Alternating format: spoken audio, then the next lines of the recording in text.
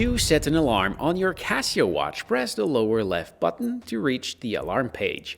From here, you can press the upper left button to adjust the time you want your alarm. So for example, you want it at 5 a.m. tomorrow, you press on that lower right button to set the time. And if you press it again, the upper left button, you can adjust the minute. So at 5:15, all right?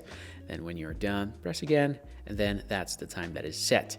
Now, there's another feature that you can change, and it's by pressing on the lower right button. As you can see, this one enable or disable some features over here. This one is the beep that you will get every hour. This one is the actual alarm at 5:15, and this one have both. So you have the choice between nothing, just the beep every hours, the alarm, both of them, or nothing.